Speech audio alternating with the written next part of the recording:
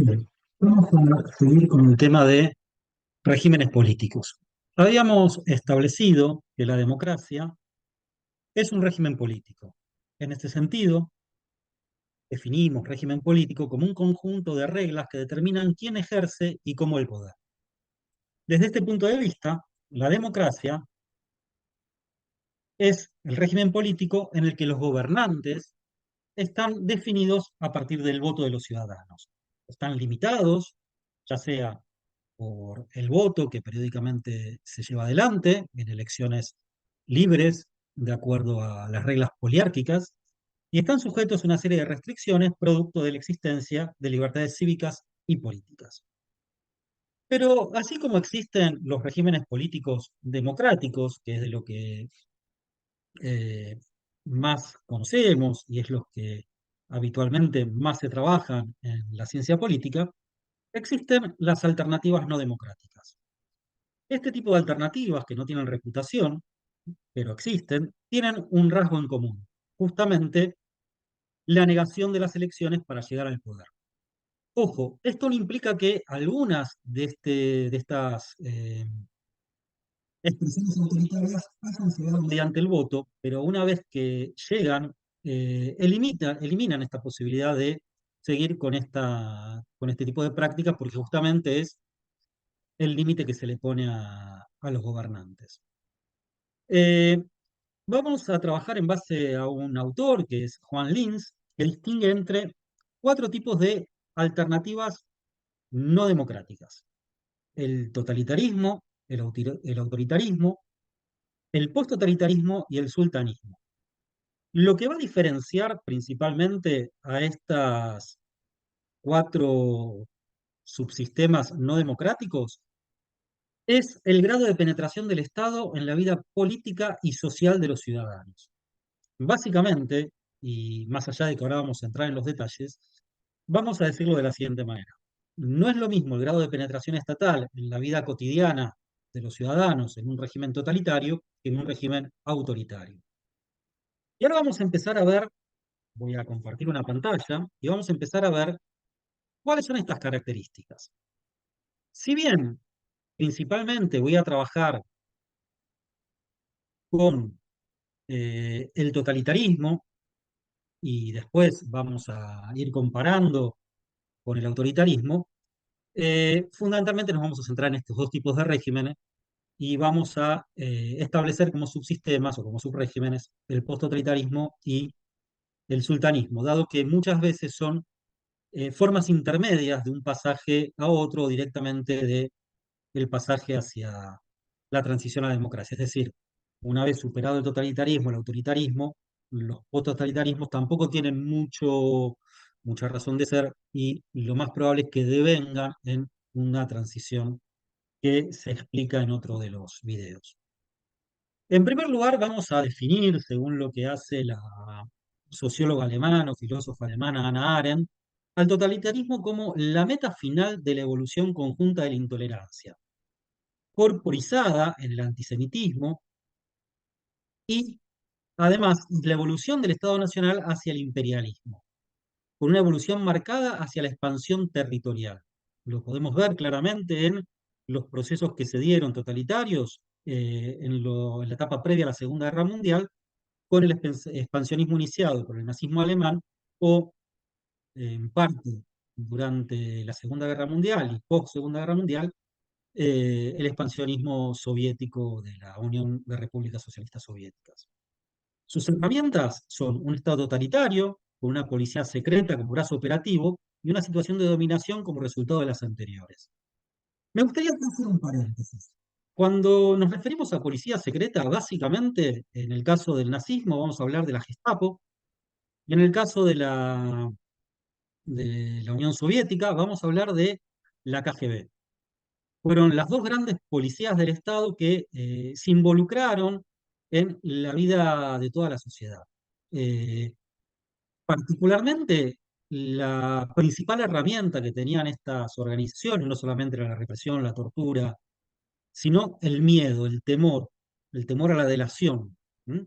Hay estudios que establecen que en el caso de la Gestapo solamente tenía 5.000 miembros, pero que en todos los territorios ocupados por la Alemania nazi durante la Segunda Guerra Mundial, eh, básicamente el temor a que el otro fuese alguien de las Gestapo es lo que, de la Gestapo era lo que hacía que los individuos temiesen esta situación. Y en el caso de la KGB, obviamente el tema de la delación. Recomiendo en este sentido las lecturas de Matías Bauso sobre la Gestapo, y fundamentalmente para entender un poquito esto de cómo funcionaba la KGB en la vida cotidiana de la sociedad soviética, un libro de Tomás Bernay que se llama Proletarios del Mundo, Perdonadnos, que justamente trabaja el tema de cómo era el humor durante la época de la Unión Soviética y cómo muchas veces el, el chiste, el gag, lo que se solía plantear como una válvula de escape, se daba en el ámbito de las colas que se hacían para solicitar alimentos. ¿Por qué? Porque aquí no se conocía el otro. En cambio, hacia adentro del ámbito familiar, la delación estaba a la orden del día. Fundamentalmente, el temor que ejercían este tipo de policías secreta era a la delación. Y a la delación de el cercano, por parte del cercano, no de alguien que no te conoce. Reiterando entonces en este punto la definición de totalitarismo de Hannah Arendt. Hannah Arendt es muy importante porque es la primera mujer en el mundo que va a darnos una serie de definiciones concretas y precisas acerca de esto, pero además fue quien hizo la crónica de los juicios a Eichmann en Israel. Hannah Arendt entonces nos dice, el totalitarismo es la meta final de la evolución conjunta de la intolerancia, corporizada en el antisemitismo, y es la evolución del Estado nacional hacia el imperialismo, con una evolución marcada hacia la expansión territorial. Sus herramientas son un Estado totalitario, policía secreta como brazo operativo y una situación de dominación como resultado de las anteriores. Continuamos. Las características generales del totalitarismo.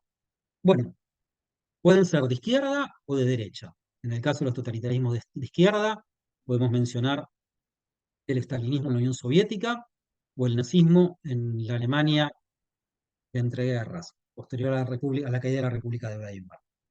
Eh, en ese sentido, vamos a encontrarnos con otros regímenes totalitarios, perdón. En general, una marca distintiva es que son regímenes de partido único.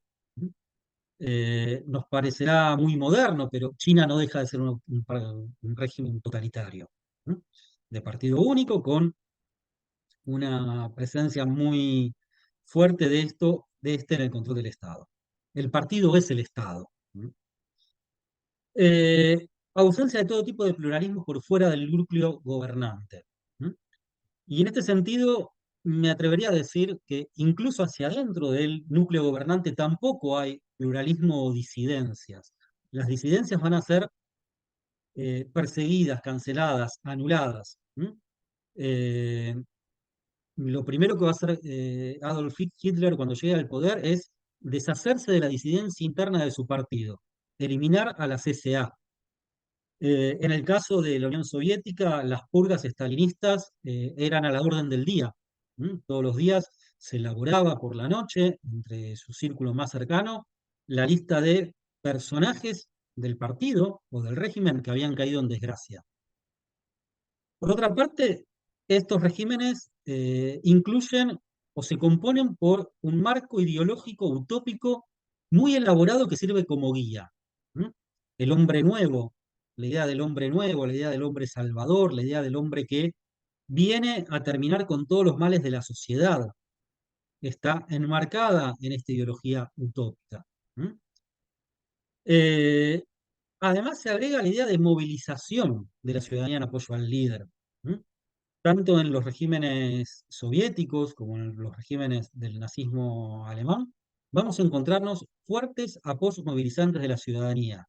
Una ciudadanía que, por un lado, lo hace movilizada por el aparato del gobierno, pero también muchas veces lo hace a motus propio.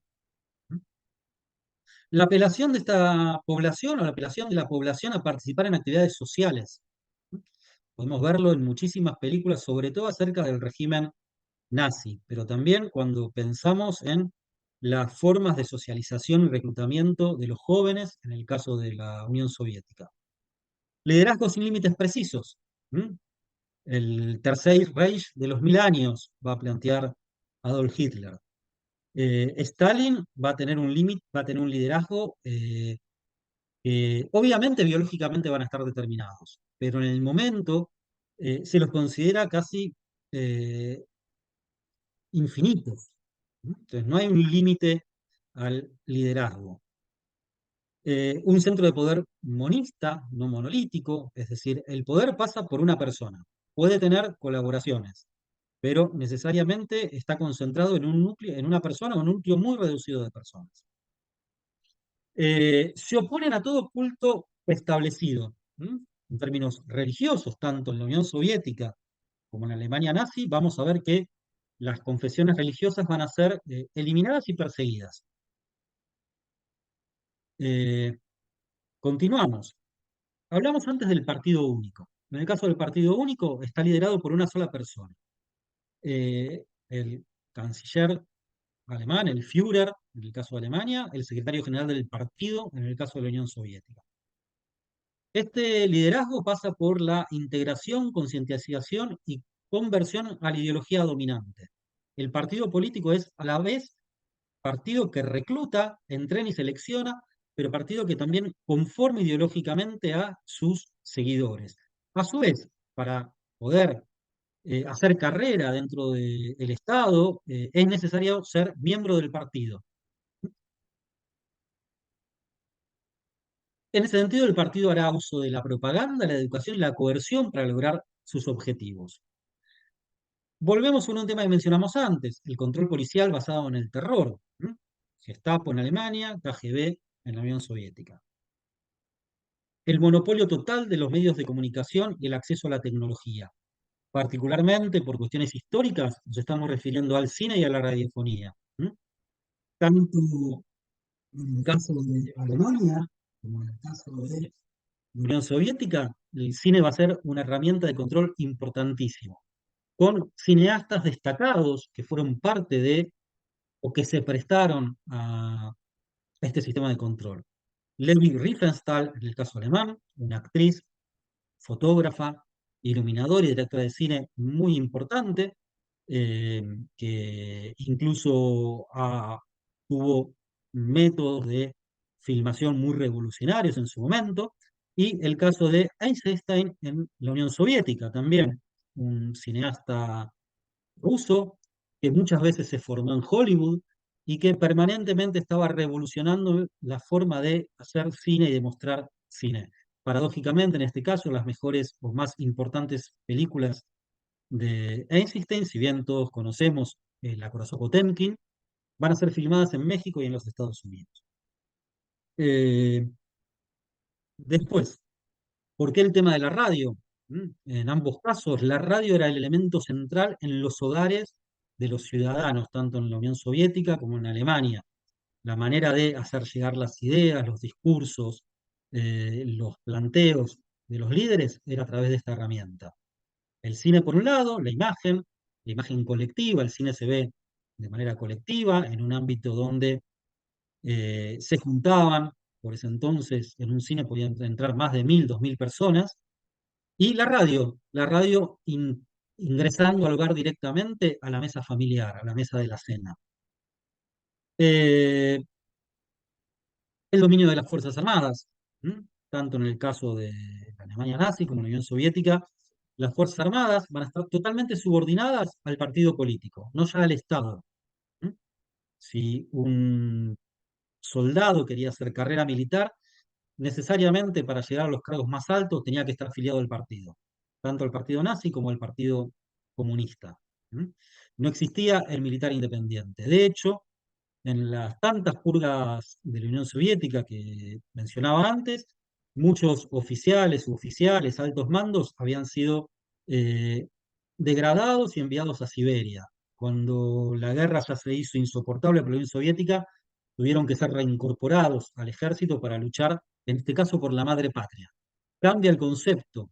Ya no es luchar por el partido político, sino por la tierra, por la madre patria. En la Unión Soviética se hablaba de la Gran Guerra Patria, no de la Segunda Guerra Mundial o de la Gran Guerra Mundial. Era la Gran Guerra por defender el territorio de otro totalitarismo. Una economía planificada. ¿M? La planificación económica en estos dos regímenes va a ser muy importante, primero para hacer renacer el Estado y después para sostener, obviamente, una economía de guerra y de terror. Por último, la politización de las masas. ¿Por qué la movilización permanente? ¿Por qué la movilización a grandes masas?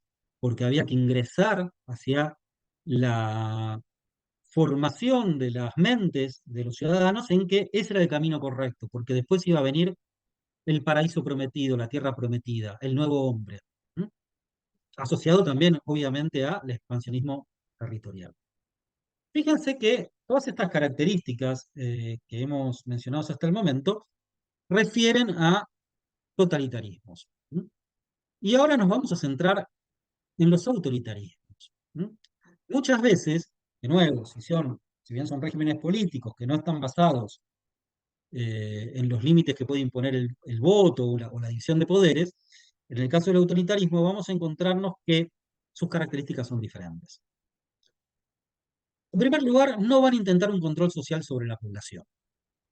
No van a pretender que la población sea permanentemente movilizada. Al contrario, la población en su casa, de casa al trabajo, del trabajo a casa, o a entretenerse en algún espectáculo de carácter público, pero no masivo.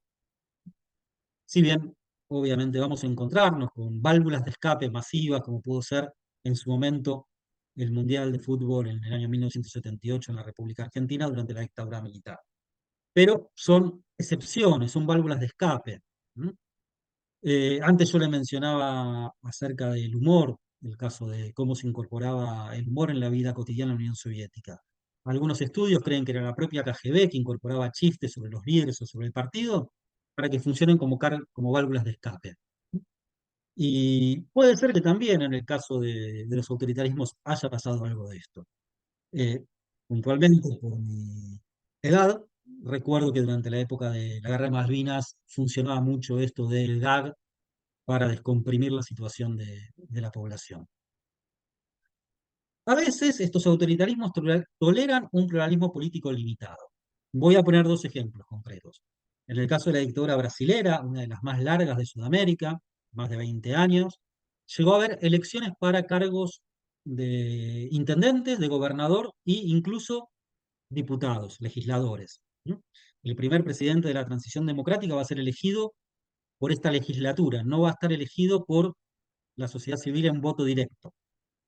Y en el caso de la República Argentina, la dictadura militar, voy a hacer una comparación entre dos dictaduras. La dictadura de Onganía, entre el año 66 y el año 69, abolió los partidos políticos, los expropió, les quitó todas sus pertenencias, sus lugares, sus oficinas. En cambio, la dictadura militar de 1976 no llegó a esto, simplemente canceló la actividad política, pero no intervino en los partidos políticos, no les quitó su personalidad jurídica. ¿Mm? De hecho, va a empezar hacia fines de la década del 70 a funcionar una unión de partidos políticos que es la multipartidaria, donde los cinco principales partidos políticos de la Argentina en ese momento van a confluir en una inicial oposición a la dictadura militar. Tampoco alientan la movilización ciudadana, todo lo contrario. Vuelvo a decir, en el caso del Mundial 78, fue una válvula de escape que la población encontró para festejar un festejo común. Pero tampoco estuvo impulsado por la dictadura militar. Es algo que la dictadura encontró y a la cual se sumó. Vuelvo a referir a, otro autor, a un autor que refería antes, Matías Bauso, escribe un libro fundamental sobre el Mundial de Fútbol del 78 y cuenta cómo se dio esta movilización social popular en ese momento.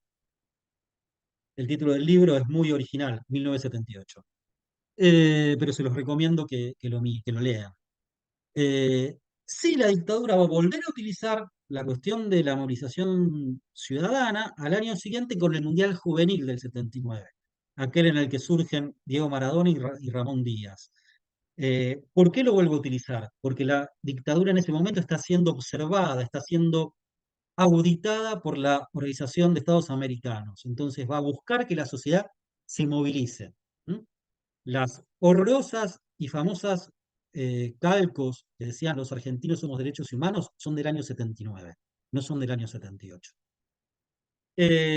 Así todo, la movilización de la ciudadanía está acotada, pero en los regímenes autoritarios todavía hay bolsones, lugares, ámbitos donde vive la democracia, pequeños ámbitos. Me refiero fundamentalmente, en el caso argentino, que es el que nos puede llegar a interesar más, a los ámbitos de los clubes barriales, las bibliotecas populares, lugares donde la acción civil sigue siendo importante.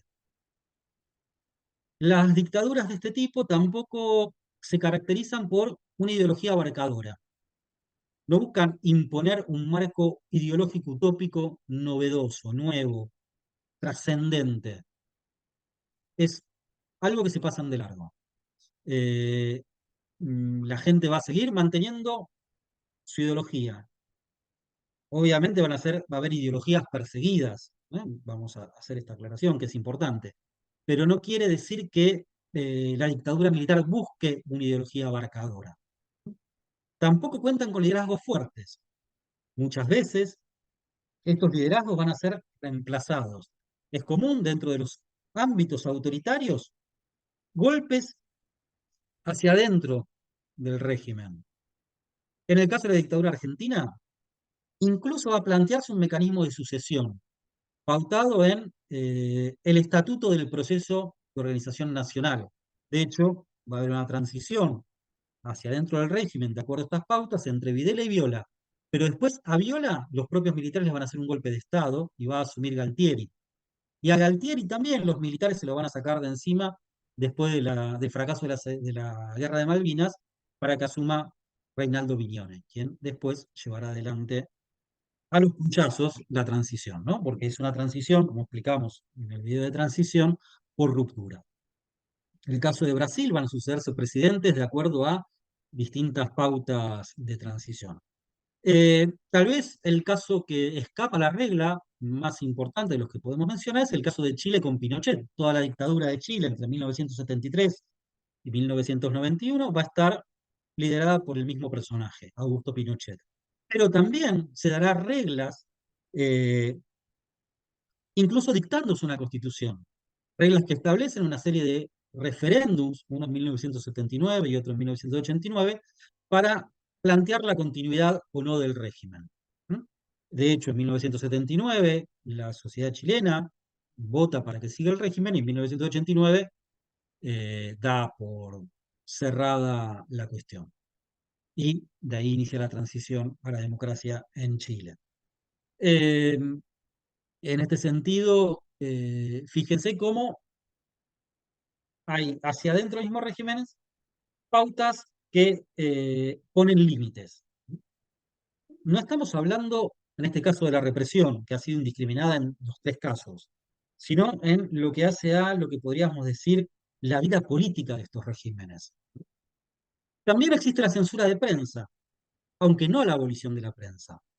Y esta censura va a tener también, como dijimos en otros casos, válvulas de escape. ¿Mm? Eh, En el caso argentino, la dictadura militar, las primeras semanas va a intentar hacer una censura absoluta de los medios de comunicación, pero la propia dinámica de los hechos hace que esto vaya eh, corriéndose de a poco con el tiempo. ¿Mm? Incluso van a aparecer publicaciones que son fuertemente críticas del régimen, como la revista Humor, hacia el año 1978, aunque su principal oposición va a comenzar después de la Guerra de Malvinas.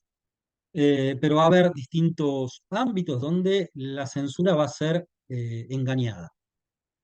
Eh, no es una censura absoluta, va a seguir habiendo espectáculos públicos, va a seguir habiendo expresiones artísticas.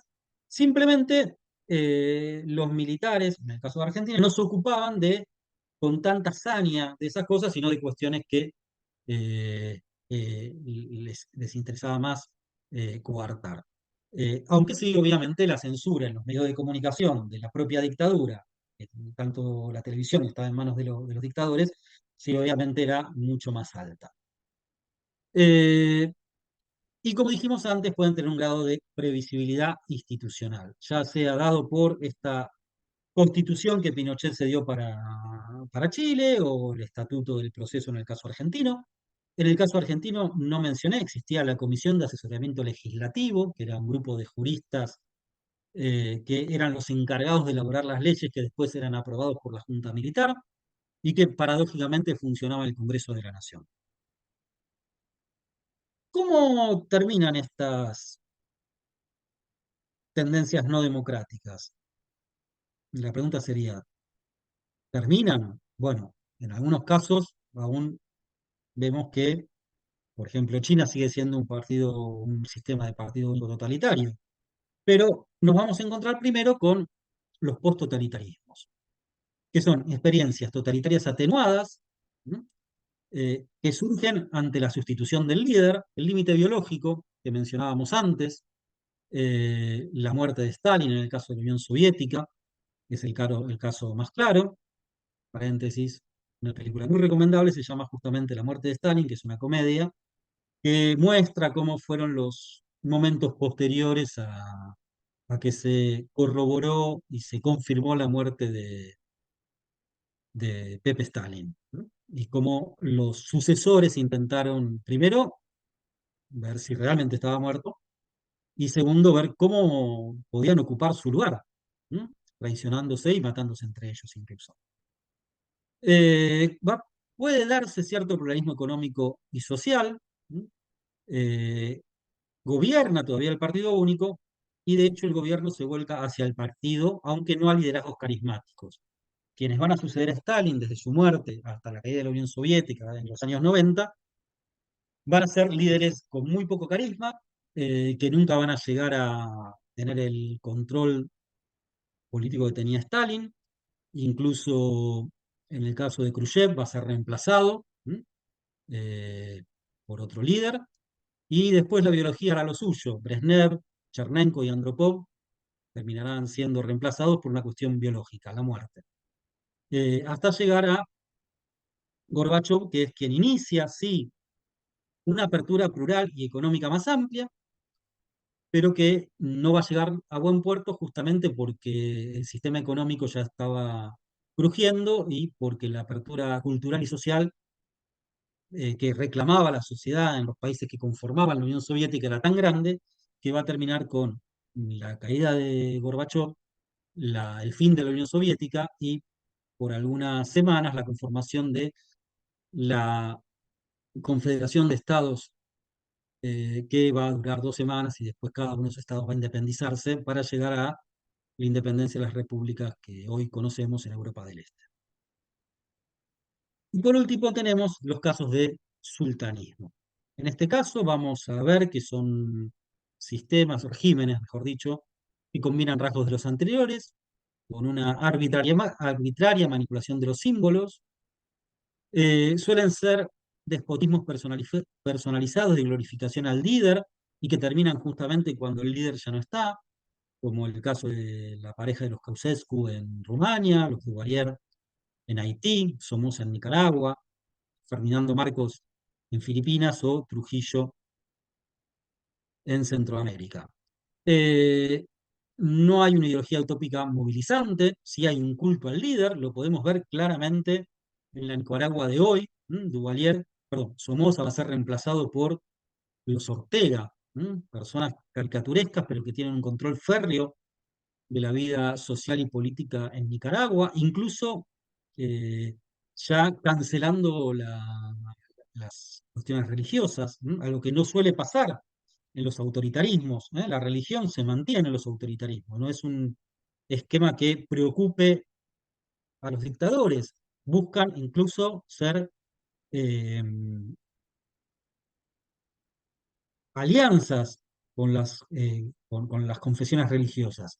Aunque, y acá de nuevo, siempre es bueno hacer aclaraciones, no fue lo mismo la actitud complaciente de la Iglesia argentina a la actitud fuertemente enfrentada con los regímenes dictatoriales en Brasil por parte de la Iglesia de Brasil y en Chile por parte de la Iglesia chilena, que muchas veces fueron el principal ariete de la oposición a estos regímenes autoritarios, como también lo fue en el caso de Polonia, la Iglesia Católica y la elección de un papa polaco al frente de la iglesia, de todo el mundo. No hay entonces una ideología utópica movilizante, ¿m? Esta característica de los regímenes totalitarios, de el hombre nuevo que está por llegar, y puede haber con ciertas comillas, pluralismo social y político, pero el mejor ejemplo que tenemos hoy de sultanismo, que es la Nicaragua de los Ortega, esto ya no es así, no hay ningún tipo de pluralismo social ni político, y ha sido anulado todo, cualquier rasgo de característica de oposición al régimen. Bien, con esto completamos la parte de regímenes no democráticos, eh, y damos por terminado esta grabación. Muchas gracias.